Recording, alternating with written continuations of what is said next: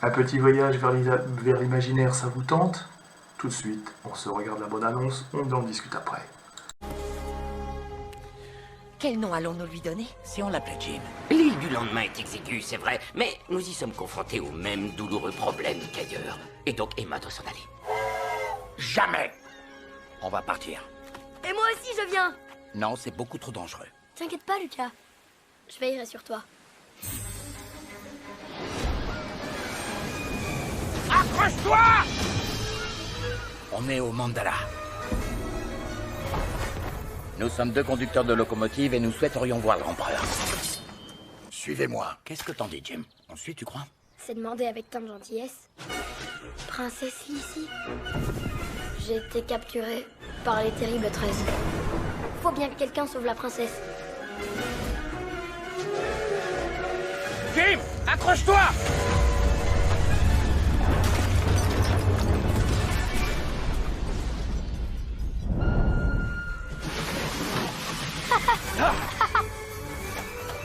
Cours, Lucas. Je ne veux pas vous faire de mal. Mon nom est Seul. Je suis un géant illusoire. Qu'est-ce qu'il y a là-dessous? Eux de 100 ans sur une tendre salade d'oreilles d'écureuil. Un vrai dragon n'est pas comme les autres animaux. Un vrai dragon crache le feu. Ah! Non, pitié, arrête. Je suis mort de peur. C'est vrai? Qui es-tu? Je suis Jim Bouton. Je suis venu délivrer la princesse Lissy.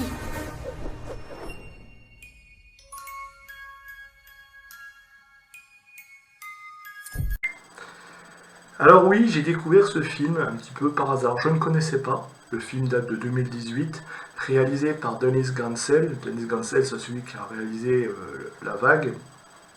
Je ne connaissais pas du tout ce film et c'est un tort que j'ai eu, puisque c'est très très bien fait et je dois admettre que j'ai beaucoup aimé. Jim Bouton, ou Jim Knopf en allemand, puisque le film est un film allemand distribué par la Warner, mais tourné en Allemagne. Et donc ça s'appelle Jim Bouton ou Jim Knopf, La Cité des Dragons. Alors je pense que La Cité des Dragons a dû être rajoutée en VF. C'est un film d'aventure, fantasy, comme je vous l'ai dit, réalisé par Dennis Gansel, celui qui a réalisé La Vague, qui est totalement dans un autre univers, puisque c'est un film d'auteur qui raconte le fascisme, bref, peu importe. Ça dure à peu près 1h50 et c'est d'après le roman original d'un certain Michael Ende, qui, pour les plus vieux, je parle vraiment de ceux qui sont un peu des anciens comme moi, qui se souviendront du film L'Histoire sans fin. Et oui, c'est le même réalisateur, et effectivement, eh bien, il y a des choses qui rappellent un petit peu son œuvre. Alors je vous débriefe vite fait le synopsis.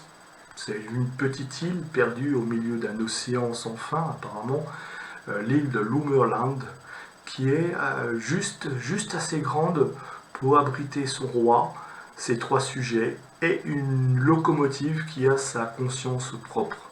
Mais voilà qu'un jour arrive un bébé dans une espèce de boîte, tout ça, un certain qu'on va appeler Jim Knopf, Jim Bouton, et qui va bouleverser comme ça la sérénité de l'île et qui va pousser quand même le roi à prendre une décision, c'est qu'il faut virer un personnage, soit l'enfant quand il grandira, soit un personnage clé, etc., pour avoir de la place. Alors Lucas va refuser, Lucas c'est le conducteur de la locomotive, il va refuser et il va décider de partir trouver une nouvelle terre comme ça pour s'agrandir, et Jim va l'accompagner dans ce périple un peu aventureux.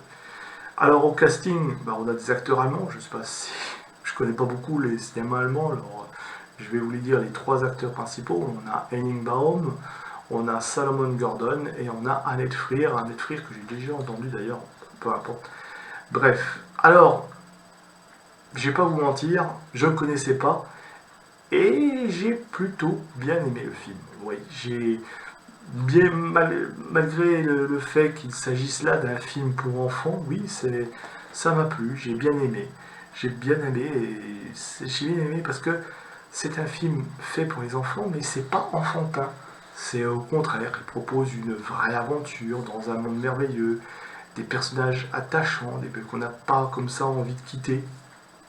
Le film qui prend son temps pour s'installer, il fixe un petit peu, il passe la jeunesse du personnage, il y a du suspense, on ne découvre pas tout de suite les choses, on laisse l'imaginaire travailler, et ça c'est intéressant, par rapport souvent à des films où on va vous montrer tout de suite tel personnage, tel autre, et sans, là on prend son temps pour installer, le film prend son temps pour s'installer, installer ses paysages, ses univers, et tout son monde, quoi. Alors, ce monde, c'était vraiment le monde de Michael Ende.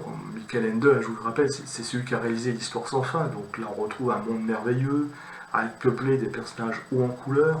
Et effectivement, c'est très beau, c'est épique par moments, c'est féerique. Il y a beaucoup de sentiments, beaucoup d'amour, beaucoup d'amitié.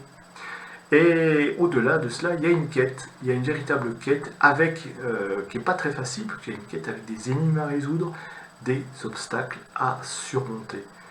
On y fait des rencontres très étonnantes, on va affronter même des dragons, on va voyager un petit peu dans les sortes d'enfers avec de la lave qui jaillit, on passe dans des tunnels, dans des sortes de gouffres, on affronte des déserts de glace aussi, des failles, on voyage sur l'océan. Il y a beaucoup de paysages de ce film, et à chaque fois des paysages qui font rêver, qui font appel à l'imagination, même si c'est vrai que c'est un peu une image de synthèse, il ne faut pas se planter parfois, il y a des images un peu des trucs, mais c'est tellement beau, c'est vraiment agréable à regarder. C'est un film que personnellement j'aurais aimé découvrir si j'avais eu 10 ans, malheureusement j'en ai 48, on ne peut pas tout avoir, et pourtant c'est un film que j'apprécie parce que j'ai gardé un petit peu en moi, et je pense que tous ceux qui ont gardé leur âme d'enfant peuvent aussi découvrir. Si vous croyez un peu comme ça, un peu au merveilleux au cinéma, vous allez adorer. En plus, c'est bien écrit, c'est bien construit, et là on retrouve aussi tous les thèmes chers à Michael Ende. C'était un vrai voyage pour l'imaginaire. Voilà, donc c'est une petite pépite que je vous invite à découvrir. Alors c'est disponible, moi je l'ai découvert sur Filmo TV, c'est en VOD sur orange.fr. Le film doit se trouver probablement en DVD ou en Blu-ray aussi, hein. Mais je dois admettre qu'il m'est passé totalement à côté, et c'est dommage. Parce que c'est vrai que dans les films pour enfants, il y a beaucoup de petits films comme ça qui sont sympathiques à regarder. Surtout quand c'est un film comme celui-là qui tombe pas dans les travers de l'enfantin. On voyage, on est avec les personnages, on est dans la locomotive, on est comme ça, on affronte le danger. Et une locomotive aussi qui peut aller sur l'eau, hein, qui se transforme qui peut se changer en bateau, ça c'est pas mal. Bref, je vous conseille ce film si vous avez des enfants, si vous n'avez pas d'enfants aussi, regardez-le. C'est le genre de film comme ça où on se détend et on apprécie le voyage. Sur ce, mes amis, eh bien, bonne découverte, et j'espère que vous allez découvrir cette découverte comme moi. J'ai pris du plaisir à la découvrir.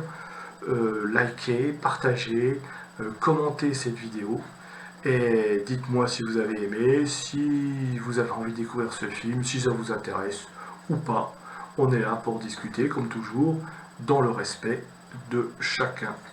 Voilà. Sur ce, au plaisir, et puis à bientôt pour une prochaine vidéo.